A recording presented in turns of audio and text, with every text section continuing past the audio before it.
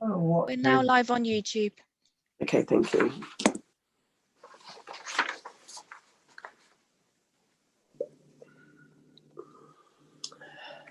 Okay, good morning, ladies and gentlemen. Welcome to Broadland District Council's planning meeting on Wednesday, the 6th of January, 2021, our first virtual meeting of the new year. Thank you to all our officers who enable these virtual planning meetings to progress, and a happy new year to you all. Hopefully everything will run smoothly, but please be patient if we should find a few gremlins in the works. We will endeavour to resolve any problems as quickly as possible.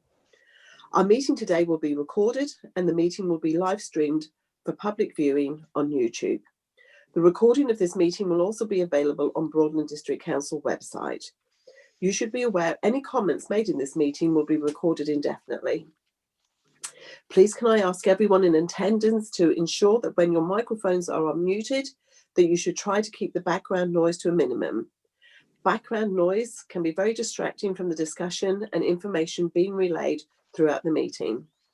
My name is Councillor Sue Lawn, Chairman of the Planning Committee, and I will now ask our committee officer to proceed to a roll call for the other members of our Planning Committee. Thank you, Officer Matthews. Thank you, Chairman. Members, if you're happy, if you can confirm your attendance, and also if you'd let me know if you have any declarations of interest. So the Councillor Adams. I hear no declaration. Councillor Beadle. Present and no declarations of interest. Councillor Brennan. Present. Item 1 is in my ward, but I have had no contact with the applicant or indeed the parish council in this particular case either. Thank you. Councillor Fisher. Here, no declaration, thank you. Councillor Karimi Guvenliu. Present, no declarations of interest. Councillor Kelly. Present, no declarations of interest. Councillor Lawn. Present, no declarations of interest. Councillor Moncur. Present, no declarations of interest. Councillor Prutton. Present, no declarations of interest. Councillor Riley.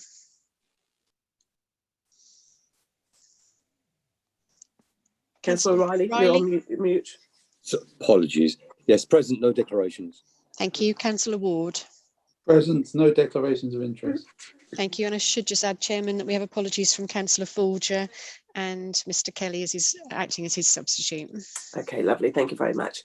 Thank you, Officer Matthews. Also present with me today are Officers Helen Mellors, Assistant Director of Planning for Broadland and South Norfolk District Councils, Nigel Harris, East Area Team Manager for Broadland and South Norfolk District Councils, and our presenting officers today, Lee Arthurton from Democratic Services, who will be our host for today, and Don Matthews from Democratic Services will take and prepare the minutes of our meeting.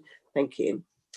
All members of the committee have received in advance paper copies of the agenda, presentation slides, and public written submissions for the applications we will be considering today. At various points throughout the meeting, for example, in relation to questions and comments, I will do a roll call member to member in alphabetical order, requesting the committee's input. Today, I'm pleased to confirm we will have public speaking for this planning meeting. Only members of the public who have registered to speak in accordance with the Council's scheme of public speaking will be able to address this committee. The time allocated is a maximum of 5 minutes per speaker per parish council. Please be aware there's no provision for members of the public to circulate documents or photographs in this meeting. The order of our meeting today will be as follows. The planning officer will present the key points for the applications to the committee for their consideration. This will be followed by questions to the presenting officer from members of the committee in relation to the presentation. Public speakers will then be invited to address the committee. This again will be followed by questions to the public speakers from members of the committee. I must emphasise these questions will only be to clarify something the speaker has said and not for the speaker to put further points across. The order of public speaking is Parish Town Council first, followed by objectors and finally supporters, i.e. the applicant or the agent. The council members who are not members of this committee will then be invited to speak for the allocated time of a maximum of 5 minutes for each speaker. This again will be followed by questions from members of the committee. The committee will then discuss and determine the application with proposer and seconder for each of the applications we will consider today. Members will give their vote to the proposal by roll call, and our committee officer will relay the result of the votes to the meeting. Do we have any questions before we proceed? No, thank you very much. Okay, we will now move on to our agenda. And at this point of our virtual meeting, I'd like to, we've already done agenda item number 1 to receive the declarations of interest. And we will now move on to agenda item number 3 to confirm the minutes of the previous meeting. And we'll take agenda item number 4 at the same time, any matters arising therefrom. Thank you, Officer Matthews. Thank you, Chairman. So if members could confirm that they accept the minutes as a correct record and indicate if they have any matters arising. So that's Councillor Adams. Accept as a true record, no matters arising. Thank you. Councillor Beadle. I was not at the meeting, so I have no matters arising. Thank you. Councillor Brennan. Reading the minutes, no matters arising.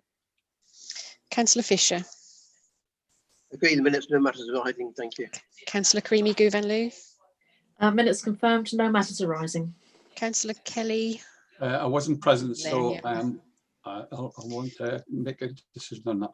Thank you. Councillor Lorne. Minutes are correct and no matters arising. Councillor Moncur. I wasn't present at the meeting, no matters arising. Thank you. Councillor Prutton. I agree the minutes and there are no further matters. Councillor arising. Riley. Thank you. Yes, minutes correct and no matters arising. Thank you. And Councillor Ward.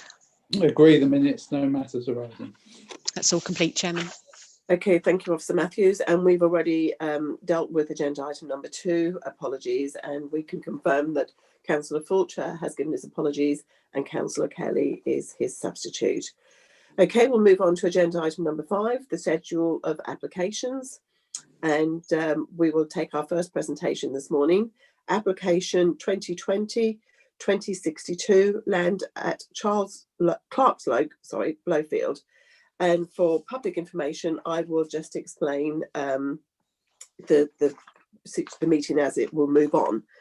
This presentation will be presented by Officer Harris. Our officer will be sharing the screen throughout the presentation. Members will also have this presentation information via hard copies. Committee members, please ensure that you do not leave your screen at any time during the presentation, public speaking, or discussion of an application. If you should need to leave for any reason, please give the reason for leaving to the host through the chat, and you will need to understand that you could then be in a situation where you are unable to vote on the application under discussion at the time of your absence. Please be advised if a member should lose connection for a period of time, the meeting will be adjourned until the member reconnects. Please note a member will be given a period of 5 minutes to reconnect before the meeting will resume. And if the member has not reconnected in the timescale allowed, he or she will not have a vote on the application under consideration at the time of losing connection. Members, can I advise you that on conclusion of the presentation, I will ask through roll call if necessary, if you have any questions in relation to this presentation. Could I please request, if you should have any further questions or comments after I've asked you in a roll call, would you please address these questions through chat, and our host Leah will bring it to my attention. We will now proceed to the presentation. Thank you, Officer Harris. Thank you, Chair. Hopefully you can see that opening slide. Yes, thank you. Good. Morning all. This is a Good full morning. application for the erection of a house and garage. The reason the application is before you today is that the site, albeit adjacent to the settlement limit, is actually outside of the settlement limit in the development plan, and we are recommending approval. We've got no updates to the agenda by way of supplementary schedule, and there are also no speakers registered either in support or against the application. So we move on. That's the application site. It's this area here, that green area, which you can see to the west of Clarksloke. Clarksloke is a private unmade track that serves several residential properties. You can see the built form surrounding the application site, and that takes access from Mill Road to the north, and also access is available from Ranworth Road to the east along High House Lane, that then turns into Clarksloke, then joining Mill Road to the north. Next slide, that's the application site, say to the west side of Clarksloke. Important to note that you have got other residential properties to the south, to the north, and to the east, as you see here. That's an extract from the settlement limit from the site allocations DPD. At the site almost borders the settlement limit on 3 sides, but sits just outside of that settlement limit. But you'll be aware of the history, the planning history relating to this site from the report before you. Closer view of the application site. The site itself is overgrown at present. There is part hedging along Clark's Loke. Those trees you see to the south are pretty much on third-party land. There's a residential property to the south, and they're sort of garden curtilage trees which are unaffected by the development. That's the proposed footprint. It's orientated northward, so you can see the plot in relation to Clark's Loke. So it sits side onto Clark's Loke. It's a mix of 2 and single story and access coming off Clark's Loke, with a detached double garage and plenty of room available to the frontage to park. That's just rotated so you can see the block plan. And what I would indicate is just this area here on the left of your slide. There is reference to a right of way referred to in the representations received in relation to the application. And we'll pick this up on photographs that you can see shortly. There's actually a timber post and rail fence in this location that I'm just marking here. This is the proposed means of access into the site, and there's a right of way that exists currently providing access to the agricultural land to the west that can be accessed unencumbered by this application site from Clark's Loke. That's the dwelling. This design, this house type already has planning permission that was granted in 2019, which was a variation to the scheme that was allowed by the planning inspector in 2018. 4-bed property. You've got principally 2-story. There's a single-story elevation that presents itself to Clark's Loke, so it reduces the mass in terms of what's visible from the access track. That's the side elevation to Clark's Loke, and the western elevation, and the detached double garage. Footprint, traditional setup, and indicating the detached double garage to the frontage. We move to the photos. First slide, we're looking at the entrance of Clark's Loke from Mill Road. You can see that unmade track. This is looking in the opposite direction, so we're on Clark's Loke looking towards Mill Road. Just looking at the junction of Mill Road with Clark's Loke, and you'll be aware that from the original history, this an application was refused only on highway grounds, highway safety grounds, but that was not that position was not upheld by the planning inspector. He felt that this additional use of this access track was safe, and therefore granted planning permission back in 2018. We're now looking at the application site itself, and this is the proposed means of access into that site. Overgrown, as you can see. I refer to that post and rail fence, and we will see a clearer picture of that, but this is the right of way that exists and is not affected by the proposed development. That's a field access, and you can see the field gate in the distance, and that's then looking along the site frontage, that eastern boundary of Clark's Loke. Next slide. That's that right of way in closer detail. There's also a new single garage that's been erected within the curtilage of the bungalow immediately to the north. So there is built form that exists on this side of Clark's Loke. And again, that right of way on the slide to the right. Again, you can see the other development. There's principally single-story development on the west side of Clark's Loke. This is coming along Clark's Loke. This is the application site in here, a neighbouring property to the east, 2-story property, and this is where Clark's Loke bends round and then becomes High House Lane, that then gives access from Ranworth Road. Again, the site and that boundary hedge which is being retained, that's the neighbour on the opposite side of the application site. And then we have some general views into the application side, which is just generally overgrown at present. And again, that post and rail fence separates the site from that right of way that I referred to earlier. leave members on that slide. As I say, I've got no updates to the report in front of you. Principal reason why the application is in front of you is because the site is outside of the settlement limit and therefore contrary to policy GC2 of your development plan. However, in this particular instance, there are material considerations which are significantly in favour of the current application. These are, one, that you've got an extant planning permission for the same development proposal, and this runs until the 26th of February 2021. Secondly, the planning inspector is, in his decision to allow the appeal in February 2018, accepted that the site was outside of any settlement limit, but did not object to the principle of development, principally in that the location is sustainable in terms of access to facilities, etc.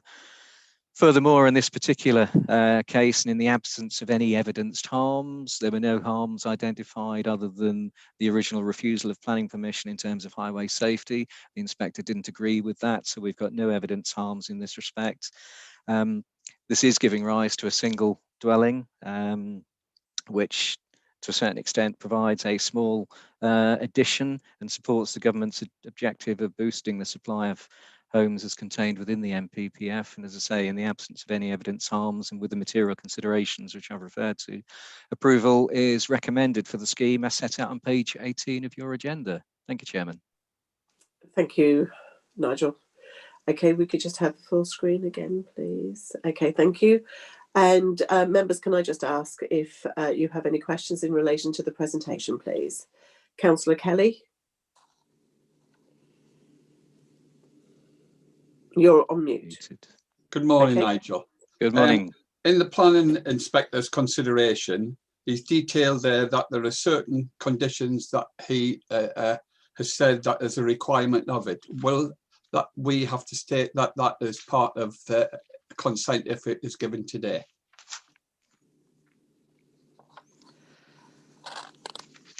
Just comparing those conditions. The first one, the standard time limit, yes, that's what we will impose. The plans and conditions, number 2, yes, that's what we are proposing. External materials, yes. So all 4, as set out on page 18, are taken from the appeal decision and follow through into this application, so yes. Okay, thank you very much.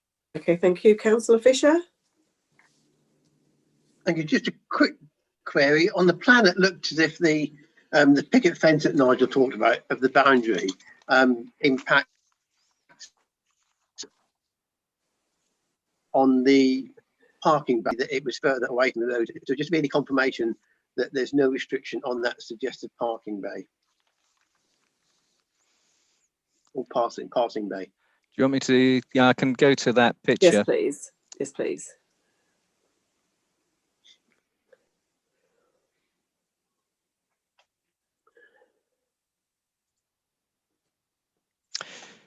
Okay.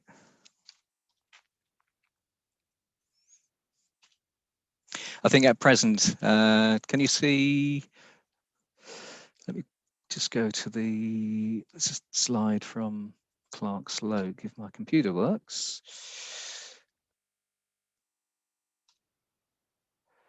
You're talking about this area here, Councillor Fisher. All of this land is within the ownership and control of the applicant. So that fence, to form that parking bay, they will have to remove that. But at present, because the development hasn't taken place, that post and rail fence still exists. Thank Okay. you. Okay. Okay. Okay, thank you. And I'll just wait for the screen to come back. Is anybody else got any questions before we move on? Okay, thank you. Okay, and at this point, we would normally open our meeting to public speaking, but we don't have any public speakers for the parish council or members of the public who wish to speak against this application, nor do we have any members of the public who are speaking for the application. So we will now move on to our open discussion. Members, we will have an open discussion in relation to this application in front of us. You will remain unmuted as a committee. Please can I ask if you would like to comment or ask a question of the officers, please register a request to do so in the chat and I will come to you in turn. After this discussion, the committee will then determine the decision of the application on the proposal and seconding of the applications. If necessary during the discussion, Officer Mellor and Officer Harris will be able to respond to your questions accordingly. Okay, and if I could just ask, is anybody, Councillor Riley? Thank you, Chair. Yeah, the design of the house, I think, fits pretty closely with the immediate houses in that proximity as you come down the lope. The spacing on the plot as well, I think, works really well. Looks like a nice designed house. And I know the point around that's being made about outside the settlement limits, but I think sometimes when you look at the settlement limits, pragmatic common sense has to come into play. And I think this is what actually occurred with the planning inspector in terms of this site when you look at it, because there being no other material issues, of course, impacting on it. The layout, the other houses around it, it fits well with just abutting on to the settlement limit there. So it makes sense to me actually to support this application, Chair, for those reasons. And I would move actually that we do support it as well, Chair. Thank you. I'll second that, Councillor Riley. Madam Chairman. I'll second Okay, that. thank you. Okay. Thank you. Okay, Councillor Ward? No, I was going to move the officer's recommendation, that's all. Thank you. Okay, thank you. And any further discussion or any questions in relation to... Councillor Fisher. Oh, sorry, Councillor Fisher. Did you need to say something? Not specifically, but I will just add that normally speaking, I would be objecting on highway grounds. The inspectors ruled that out. So really, I think really we've no option but to support the officer's recommendation, which has been already proposed. Thank you. Okay, thank you. Okay, I think that if nobody has got anything further to say, we could, as it's been proposed and seconded, we could move on to the vote. So we will do. And it's been proposed by Councillor Riley and seconded by Councillor Adams that we should as a committee agree to the officer's recommendation to approve this application subject to conditions as set out on page 18 of your papers. So Officer Matthews, if you could please do a roll call in relation to the voting on this application. Thank you. Thank you, Chairman. So members, if you could indicate if you are for or against the recommendation for approval. Councillor Adams. For. Councillor Beadle. For. Councillor Brennan. For. Councillor Fisher. For. Councillor Karimi Gouvernou. For. Councillor Kelly. For. Councillor Lawn. For. Councillor Moncur. For. Councillor Prutton. For. Councillor Riley. For. Councillor Ward. For. That's unanimous, Chairman. Carried. Okay, thank you very much. Okay, we will now move on to our second application, and it's 2020-1801, Unit 2, Wood Green Industrial Estate, Sal House. And Leah, could you please confirm that we have Mr. Stephen Snowline? And Yes. if you could please, thank you. We will come to you, Mr. Snowline, as soon as we've had the presentation. We will now move to Officer Harris. Please proceed with the presentation. Thank you. Thanks, Chair. Just to let you know that I've lost my second screen at the moment, so I'm frantically trying to get it up and running again. So you can just give me a minute. It's absolutely fine. You just take your time, and we'll just twiddle our fingers while you're doing that.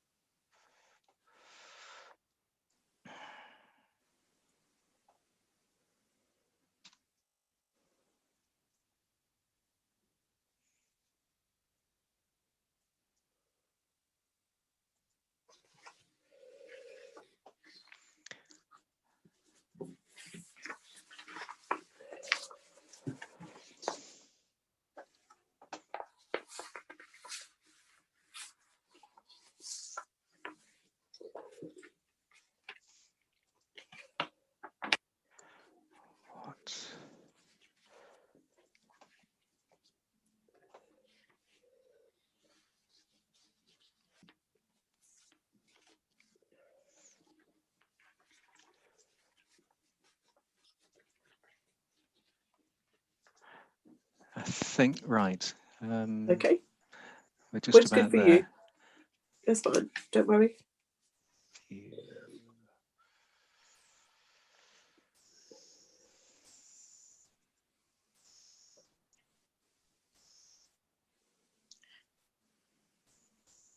if it's any help, Nigel, I could endeavour to share my screen if you can't get it back.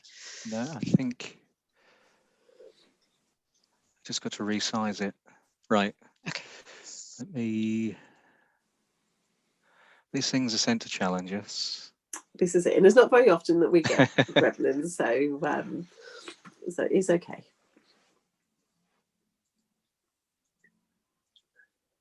Right.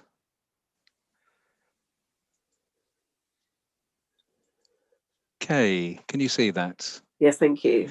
Right, apologies for that. That's okay. Okay, item 2, application for change of use from storage space to commercial studio gym. And the reason this application is before members is because the applicant is a relative of a member of the council. So we will start with the slides as usual. If the page moves on. So just put the site in context, location to get your bearings, the urban fringe here of Norwich. You've got the Broadland Northway extending from south to north on your plan. Rackheath, obviously Rackheath within the growth triangle, and you've got an area action plan and sizable allocations for mixed uses of residential and employment within Rackheath. So the site itself, there's two settlement parts to Sell House. You've got the main part centred around Lower Street and Mill Road and the small mini roundabout junction on Norwich Road. And then you've got the other settlement within the built up part along Station Road, where you've got the railway station on the Bitton line and the road, Muck Lane, that heads through to Wroxham Road. That's the railway line that you can see running through here. And then the application side is Wood Green Industrial Estate within the settlement limit. That's an extract from site allocation. So we're within the settlement limit, as you can see.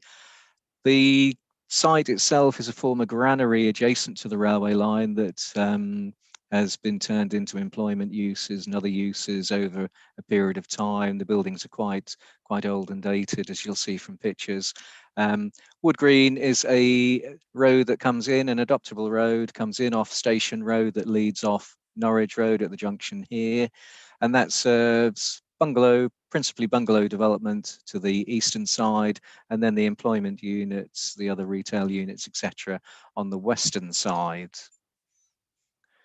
That just puts that in perspective. So you've got the junction of Wood Green with Station Road at the north here. That's an adoptable road that leads in and serves this area of residential development. And then you've got the former granary buildings, which have over time been converted to employment and other retail uses.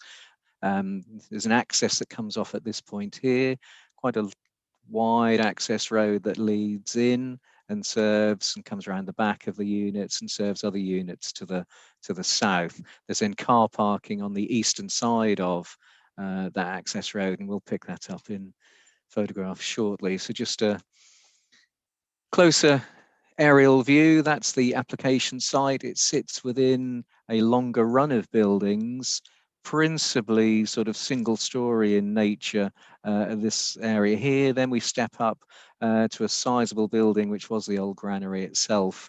And these have all been subdivided into units. Just outline, that's the application, or that's the property that we've had representations from. You've got all bungalows that back onto the application site and the employment area as it exists at present.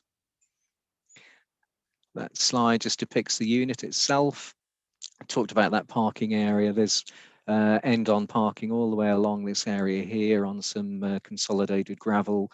You've got a tarmac road that leads in, which is two-way width, allows two vehicles to pass. You've got lots of hard standing and yard area to the back of the application site. The ground floor, you'll see from photographs, this is a big open space. Apart from this area here, there's a blockwork building where it's been divided internally, and that's proposed to be used as a kitchen and WC.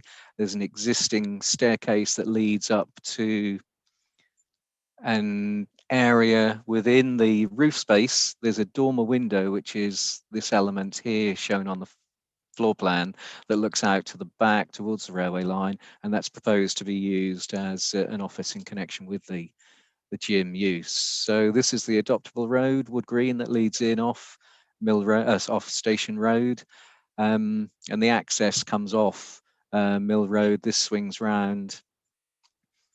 Probably see it clearer on this slide. That swings round and serves the residential properties. That's number 14, Wood Green. And then this is the junction that leads into the Wood Green industrial estate. So you can start to see the nature of some of the buildings. This is looking at that internal access road. It's wide enough for 2 sizable vehicles to pass. That's that gravel end-on parking area that I refer to. It's quite deep, allows vehicles to pass. There's existing timber fencing that forms the rear boundary with the residential properties on Wood Green. You can see Unit 2 here. It's the unit within this sort of barrel-roofed building, which you'll see clearer in this shot. So that's Unit 2. That's the entrance door, and then the unit exists within here, so it's all been divided internally. That was the former granary building that I referred to, the bigger scale structure. So internally within the building, it's obviously it's an older building, possibly not conducive now to modern day storage requirements, and the unit is vacant, as you can see. That's a shot outside showing that car parking area that exists and is used in conjunction with the various uses. But you'll note, obviously, at the time this photograph was taken, which was during the working week, that there were no vehicles parked there. And then that's the residential property behind. This is around the back of the site. That was that dormer window I referred to that serves that first floor office element. Plenty of hard standing available for car parking, etc. That shows Unit 2. Again, this is from the rear towards the railway line. Then just a view at the junction of Wood Green with the entrance and access egress from the industrial site. And then looking in the opposite direction, that's towards the Station Road junction. Good visibility at that junction. I'll leave members on that plan. So,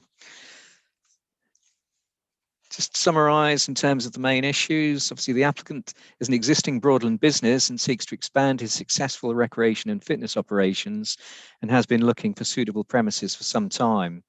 This relates to an employment site, and although within the settlement limits, the site is not of strategic employment importance, and it is relatively small scale and contains a differing range of employment uses, several of which are not within the general business, industry, and storage and distribution use classes. The unit is vacant, and the report addresses the principle of the use against the requirements of relevant employment policies of the development plan. It concludes on balance that the specific use, which is not speculative but seeks to provide accommodation for an expanding indoor fitness business use, is acceptable in this instance, providing both beneficial economic and social benefits. It is noted that the Parish Council, the Highway Authority and the Council's Economic Development Officer all have no objections to the proposed use. In terms of concerns raised by a nearby bungalow relating to noise levels, this is addressed in the report, and a condition is proposed that noise levels from the unit shall not exceed background noise levels at the boundary with numbers 14 and 16 Wood Green. They are the nearest residential properties. This is considered to be a proportionate response to the development and enables the proposed use to commence without the need for additional soundproofing measures, provided the operator complies with the condition. Importantly, it does not preclude the applicant from submitting for consideration proposed noise attenuation measures at a later date, should they seek to operate in a manner that would give rise to external noise above background noise level if left unattenuated.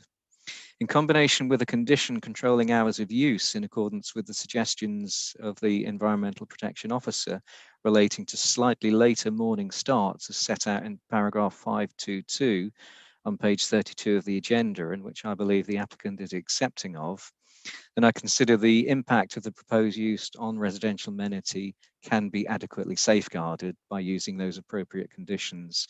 So on that basis, the application is recommended for approval as set out on page 34 of the agenda. Thank you, Chairman. Thank you, Officer Matthews. And when we get the screen back up again, members, do you have any questions for the officer in relation to the presentation, please? Councillor Beadle. Thank you, Chair. Looking at the photographs, is the first floor element a flying freehold over Unit 3?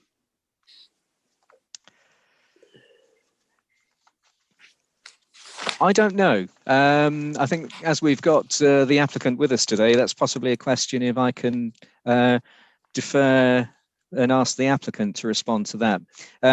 You might be correct, because actually I'm just looking at the paper hard copy of the photographs, and you've got that solid wall, and then that room does go through a opening at first floor level, but that's possibly something that the public speaker can clarify for us. But I think you're probably right, Councillor Beadle. Thank you, thank you, Chair. Okay, thank you. Councillor Ward. Yes, thank you, Nigel. Just a query on background noise. You showed us the photograph. There were no cars. There's almost virtually no background noise at the moment. So is it fair to say that we wouldn't accept any increase in the current background noise when there's practically nothing there now? In fact, a couple of cars parking there would be a considerable increase in the background noise. I think that background noise would take into effect, or will take into account the existence of that site as an employment estate and the lawful uses that can take place there, including car parking within that large area that you saw within the photographs. So we wouldn't be looking at it on the basis that car parking doesn't take place. It would have to take into account the fact that those units, apart from the vacant ones, are operational, although we would have to take into account the lawful uses of all of those units, as well as all the activity of servicing and the comings and goings associated with that. So we would have to be pragmatic in terms of what that background level is based on the existing situation. Okay, thank you. Okay, thank you. Councillor Karimi Govanlo. Thank you, Chair. Nigel, under 1.6 on page 24, it says there's no structural internal alterations to the building. I note there's only one toilet. Is there not a requirement to have a male and female toilet and changing facilities if this is going to be a gym? It's not something that we would deal with through the planning process. That's going to be internal works that would essentially be dealt with through building regulations and whatever health and safety requirements the applicant has to comply with in terms of operating that proposed use. But again, that may be something that Mr. Snowling just wants to pick up and can hopefully clarify for us. Okay, I just wondered, because it states on here there will also be no structural internal alterations to the building.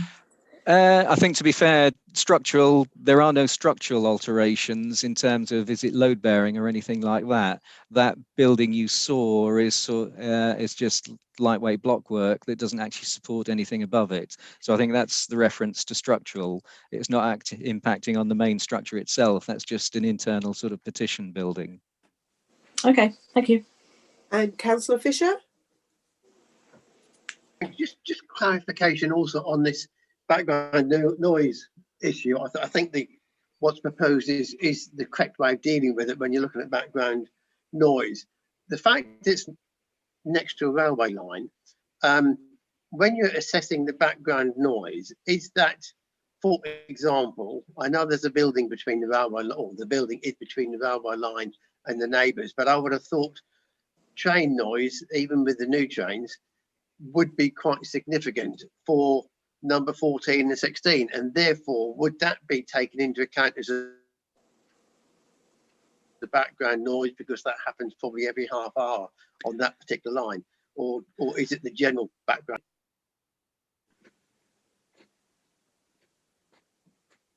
I did lose you a bit there, Councillor, but I think I got the thrust of it. There will be spikes in noise levels when trains obviously come into and pull away from the station, but that's infrequent. The background levels will be the continual background levels. There will be peaks, there will be troughs, but it will be the continual background noise level, because obviously the use is how it's looking to operate. Will be operating throughout the day. So we would in terms of assessing that background level, we would have to take out I would imagine, I'm not an environmental health expert, but I would imagine that we would have to discount the train noise because that's fairly infrequent compared to the continual background noise throughout the day. Does that help? Thank you. Can I just ask a question, Nigel? I'm a little bit confused with this background noise. I was assuming, whenever I read about the reasoning behind it, I was assuming it would be if the applicant was to be doing classes, for example, and there would be music playing out. I was under the impression that's what would be the consideration, if there was to be any loud music blaring out, if there was to be any noise that was coming from this new applicant to what had been there previously. I didn't think it would be taking into consideration cars parking, anything along those lines. I thought it would be purely that side of it. Am I wrong on that? No, you're not wrong at all. The background noise level will take into account things like the comings and goings and car parking, etc., because that happens at the moment. The issue is whether if noise were to be played, if loud music were to be pumped out of that building in a gym lesson, which was heard over and above the normal background level of noise associated with the operation of that industrial estate, then that would be a spike which we would want to control through some form of mitigation, acoustic attenuation within the building. The applicant has indicated that it's not his intention to operate in that way with loud sort of voluminous music. And if he did want to do that, then the likelihood is if that could be heard above background noise level at those residential properties, then mitigation or attenuation may be required of the building. But what we're proposing is something that's proportionate in terms of the use. And if there is a problem, then we reserve through that condition the ability to take action and seek mitigation if we can't resolve it through normal negotiation. But yeah, in terms of background noise levels, it will have to take into account the existing comings and goings associated with the entire operation of that industrial estate. It's only if music is played at a level that is then audible beyond the boundary of the employment estate with those residential properties, and then we would have to take action. Okay, lovely. Thank you. Councillor Riley, if you just unmute yourself, please. Thank you, Chair. Yeah, it's the same point, Chair, that you've raised and a couple of other members actually, because when you look at the concerns that number 14 have, the existing situation in terms of noise is the existing situation. We're now talking about adding to that, which is the point that I think John Fisher was trying to clarify as well. And there's two issues here.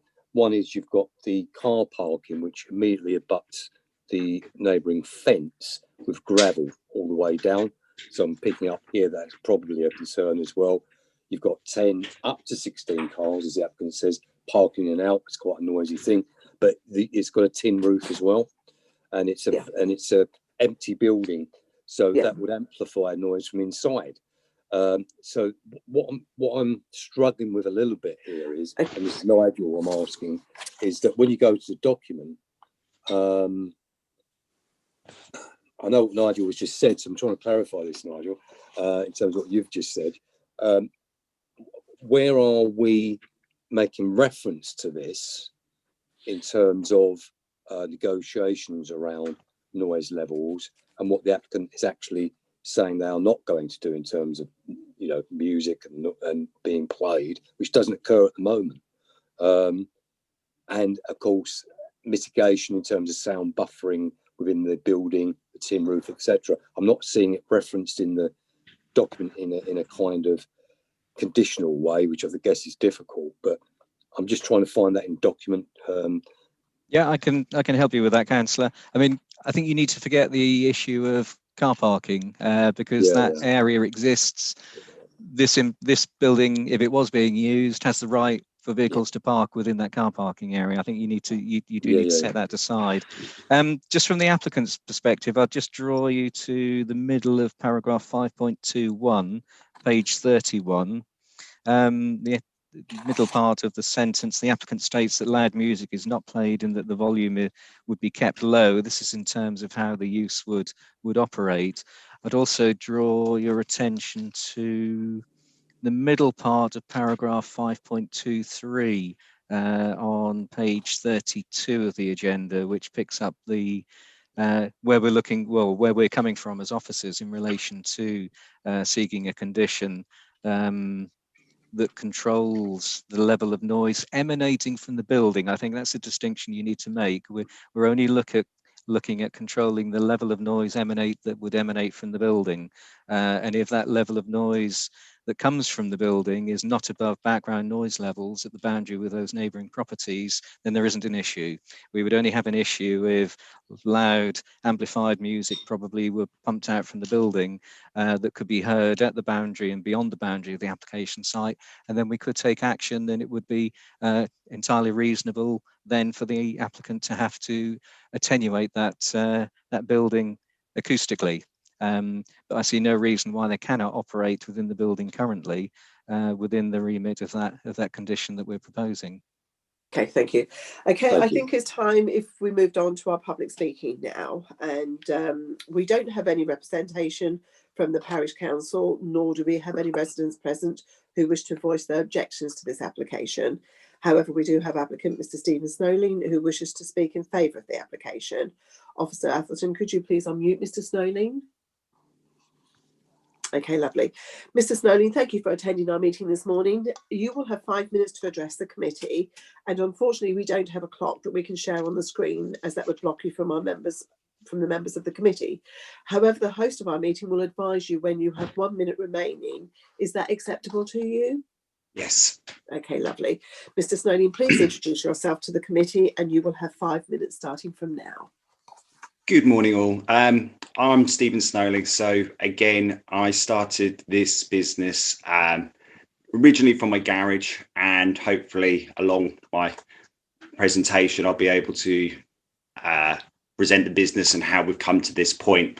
So I started this business as a one-to-one personal training from Brundle. And again, it's about coaching one-to-one. So again, it's obviously music while we're exercising, but again, it's a coaching business. So then over the years, I've retained quite a few qualifications, and one of them is a GP referral. So that's a doctor's qualification, what then helps people with things like high blood pressure, COPD, asthma, arthritis, and low back pain, and many, many more. So then we progressed over the years by doing charity events, raising money for Great Ormond Street Hospital in 2017. Me and my clients raised over £5,000. And then in 2019, we did our last charity event and raised over 1,500 for the Acle and Brundle Lions. So then this got us invited to Linwood Village Hall, where we were able to have the opportunity to rent part of the hall. And again, it started with one room and now is a garage and the room above. And basically, I describe us as a commercial gym with a community feel. Why do I say that? Is we help our clients or members improving their cardiovascular fitness and muscular strength. Our members range from 80 years old to 16 years old.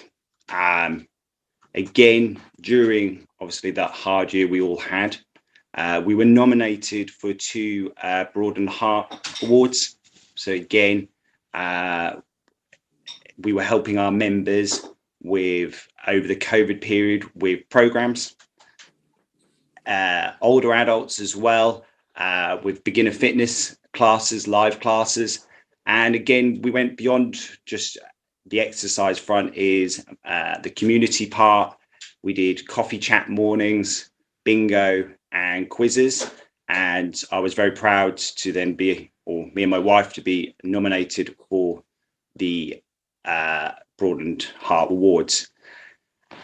And again, in this brief presentation, I just wanted to kind of paint a picture that, again, we've grown over time. And again, as via the application, is there's not many properties in the NR13 area. So we're trying to obviously improve what we're offering, but actually, again, so we're still accessible. We're just 10 minutes down the other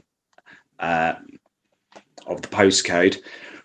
Regarding the noise, one of the things we'd have throughout the building is rubber flooring. So again, we do have a rowing machine, one treadmill, cross trainer, and the noise levels, it's not, I do think people see when you say the word gym, if you're not from that background, you kind of build this picture that it's going to be a 24/7 thing, and it's not that type of gym. Again, why we put the title as a community studio gym is one of the business model for me and my wife. It's a one-on-one approach. So yeah, and that's the end of my presentation. Okay, thank you. Now, I know that there's a couple of councillors who would like to ask questions that the officer has deferred. And if you could just answer their questions, please, but keep it as brief as possible, because we normally wouldn't give you any further time, but we've still got the 1 minute. So, Councillor Karina Goodwin, did you want to just address? Yeah, if I could, please, Chair. How are you going to improve the internal facilities for the toilets and changing? Again, having one toilet and a male and female toilet. So is there only one toilet there at the moment? At the moment, yes. And you're going to put a female toilet in? That's what we'd like to do, yes. At the moment, we have only one toilet in the facilities we are, and then we use, when we can be able to access it, the halls toilets, but obviously during COVID, we haven't been able to. But the majority of our members don't really get changed at the facility, because why I say that is because they're coming to personal training sessions with me and my wife. And again, with the hours that we're not hitting that before work schedule. So again, if there's probably not going to be enough time, maybe, for that person getting to work at 8 o'clock. So again, we have more of a mature clientele. Okay. And so there was someone else who asked a question that said we would go back to the applicant. Can I just Councillor Beadle did raise the issue of a flying freehold, because from what it appears is that the first floor office may well go over the ground floor of Unit 3, and that was just seeking some clarification. I have to say, it's not really relevant to the determination of the application, but perhaps Mr. Snelling can confirm. Sorry. I think it does. I think the stairs go up and then it goes over the top, but our leasehold is for all of it. Okay. My wife has confirmed she thinks it might do. Again, there's not, from our neighbour's point of view, that's going to be an office, so there's not going to be anything over the top of them in terms of exercise and thudding, etc. Okay, thank you. Okay, can I just ask one before we move on to the other members? Just what's your membership at the moment? Our membership, well, over COVID, our maximum numbers just before COVID was 130. And then at the moment, we're talking about 90 members. But obviously won't all be attending at the same time. No, and again, it's not, when obviously getting to this process, obviously the main concern, it was like a children's exercise class, and obviously all those cars would flood in. I would say averagely at the moment, we've obviously had to put in COVID measures, and we are a small gym, so we've limited it through the 2 floors to 6 people per hour. So again, hopefully once this is all past us, 10 to 15 at most. Okay, thank you. And again, you're spreading that over 12 hours as well. Okay, thank you. Councillor Kelly.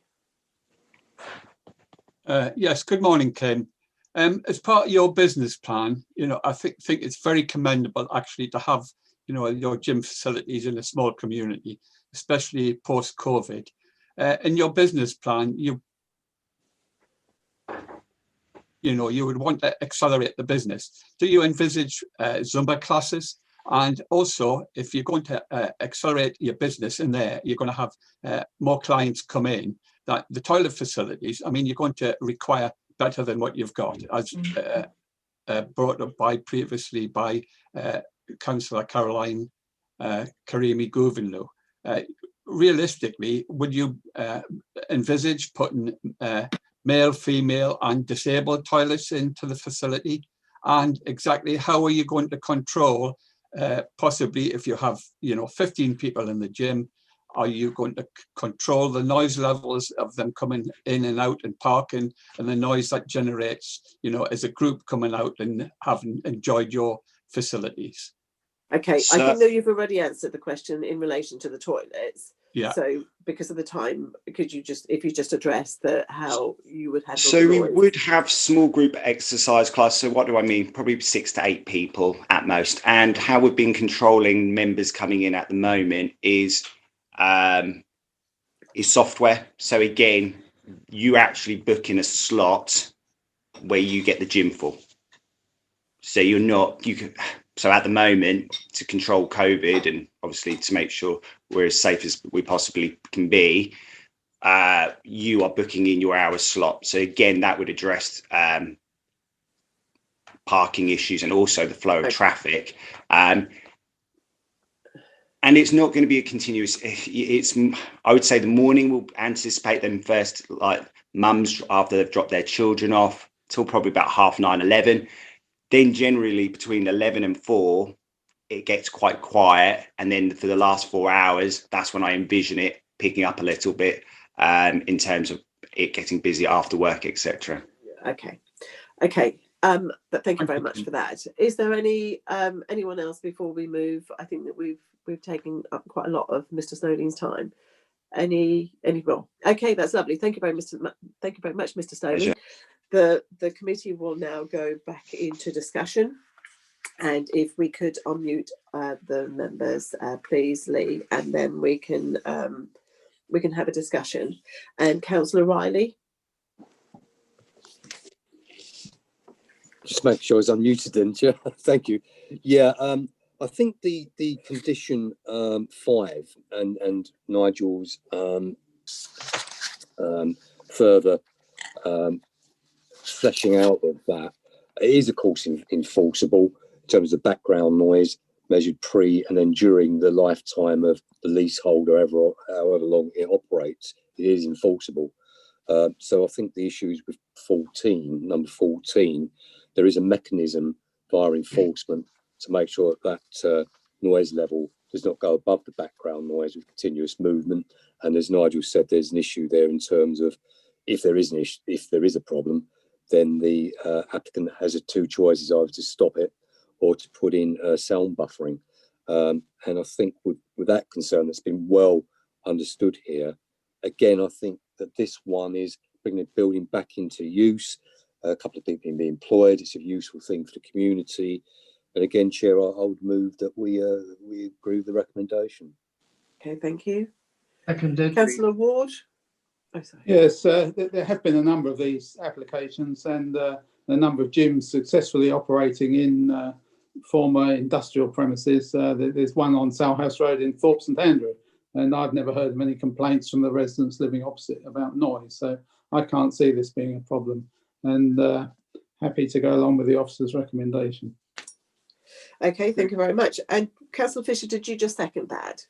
I did. Okay, thank you. Councillor Karimi Gouvinlu. I'm sorry to go back to these toilet issues, but under recommendation 2, it says subject to approval in accordance with the submitted drawings. Well, submitted drawings don't actually show any alterations internally. Which, sorry, maybe if Helen or Nigel, just confirm that the under the planning permission, we don't have to stipulate that there would be toilets. There's one toilet, and that would be, we don't have to have a male and female. But can you just confirm that? That's correct, Chairman. But the internal alterations to create a toilet wouldn't need planning permission. So if they want to do any of those internal alterations, then they can do that under building control. So it wouldn't need planning permission. So we don't need to control the number of toilets as part of the planning consent. Building regs. Right, okay. Okay. Thank you. Any further, Councillor Brennan? Thank you, Chair. I'm confused about the times that are being shown. Under 1.8, it says no sessions running on Sundays and bank holidays, and also has a start time of 6:30. On page 26, the first main paragraph, full paragraph, excuse me, it says that possibility of opening 9 to 1 on Sundays in the future. Also 6:30 start on most days. And then we go to page 27, and then it's showing there should be a condition that says the hours are 7:30 rather than 6:30 start. And the start time is what concerns me for the residents of particularly number 14 to a certain extent number 16 Wood Green. It's this early start. People these days don't seem to know how to close a car door quietly. And to my mind, yeah, the proximity of the parking, particularly to number 14. So at 6:30 in the morning, people are arriving and slamming car doors. I really think that a 6:30 start is too early, and that condition of 7:30 really ought to be put into the approval if we go down that route. Nigel? Yeah, I did refer to that in my presentation, members. Paragraph 5.22 on page 32, and that we had discussed that, the case officer had discussed that with the applicant, and he was happier to have those later start times. So that's what we would be carrying forward into the hours of operation conditions. Okay, I'm sorry if I missed that, Nigel. That's all right. Apologies. Yeah. Okay, thank you for that clarification. Okay, thank you. And any further questions from anyone? Nope. Okay, thank you. We will, if there's no further discussions, then we will move on to the vote. So it has been proposed by Councillor Riley and seconded by Councillor Fisher that we should, as a committee, agree to approve this application, subject to the conditions as stated on page 34 of your papers. Officer Matthew, if you could please do the roll call, please. Thank you, Chairman. So if members could indicate if they are for or against the proposal to approve the application. Councillor Adams. For. Councillor Beadle. For. Councillor Brennan. For. Councillor Fisher. For. Councillor Creamy-Guvenlou. For. Councillor Kelly. For. Councillor Lawn. For. Councillor Moncur. For. Councillor Prutton. For. Councillor Riley. For. Councillor Ward. For. That's unanimous, Chairman. Carried. Okay, thank you. Okay, thank you very much. And that now completes the business of the committee for this morning. And once again, thank you all for your time and your attendance. And again, I wish you all a happy new year.